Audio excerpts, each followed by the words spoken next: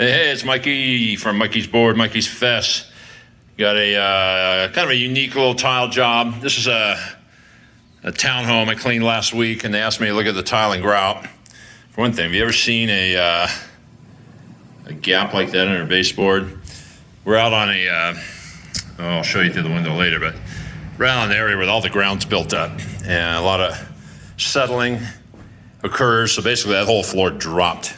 We're on a cement foundation, so serious crackage there. Anyhow, it's so far off, you don't even need to worry about your cleaning solution swelling that MDF baseboard. But you can see here, we got some holes in the grout. But let's take a look at the kitchen. And it's really bad. And really dirty too. But you see here, see all this stuff here? This is where somebody came in with something out of a caulking gun and tried to fix things like that. And then, attracted a lot of residue. But all of this is damaged. But the lady's mom needs to move in real soon, and they don't have time to refloor. And all the costs associated with doing it, and lifting the baseboards and matching the curtains, and one thing leads to another. It's not gonna happen for a while, so they asked me to just get the cooties out. They don't care what it looks like. They don't want to patch the grout, which there's no point because it's just going to continue to break due to how much unsettling or settling there is. So you can see the yard, you can see the slope. This is all artificially built up. And there's no way they can compact the soil firm enough to keep a house like this shifting. It really should have been built on a stem wall, and this should have been a flexible sheet vinyl plank, or anything other than brittle tile.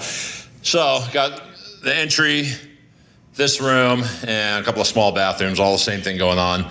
But this is a job where you do not want to come in with 1,000, 1,200, 1,500, or 2,500 PSI and try and blast this out. So I'm actually gonna try a new cleaning solution that Tim Yeater, the carpet scientist, sent me over the weekend, called Silver Solution. And I'm gonna scrub it in by hand, pole brush, and then use the world's greatest hard surface floor glide, who knows what's going on there, to just give this a light rinse and, like I said, get the cooties out, buying some time. But perfect example, be able to get right to the edges. It'll go nice and quick, certainly a lot cleaner than quicker than it took me to clean the carpet. Piece of cake, little job.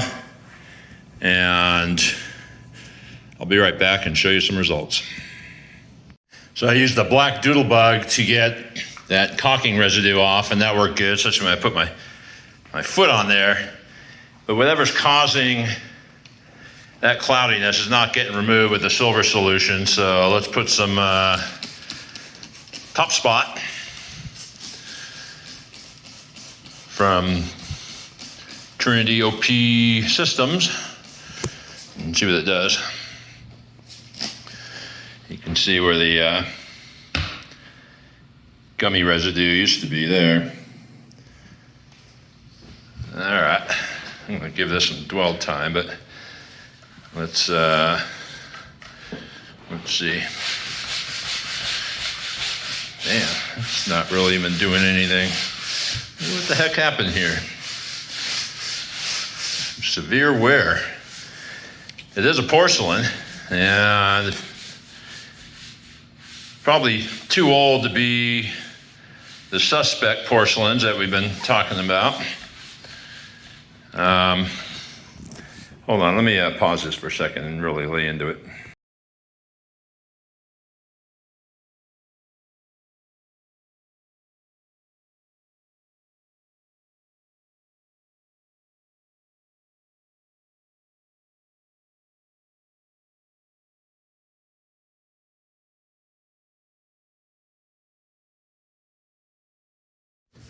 Okay, well, that appeared to work.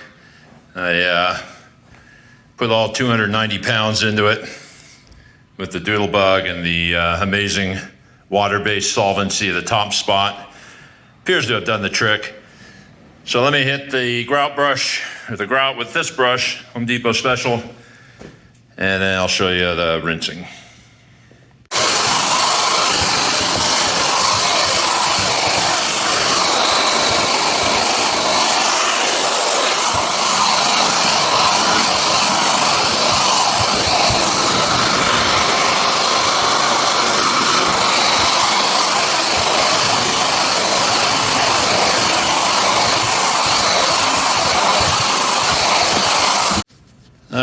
all done. Still got dry, but got the excess moisture off. Grout was never sealed, or if it was, it's been so aggressively cleaned, it's long gone, so it's all really dark right now. But if you zoom in, you can see it's clean. It's just damaged. So when there's air bubbles and cracks in the grout, it inevitably gets a lot darker because water is allowed to travel underneath and absorb all the way through. But it's definitely cootie free. I caused no damage. You can see I got whatever that residue was off.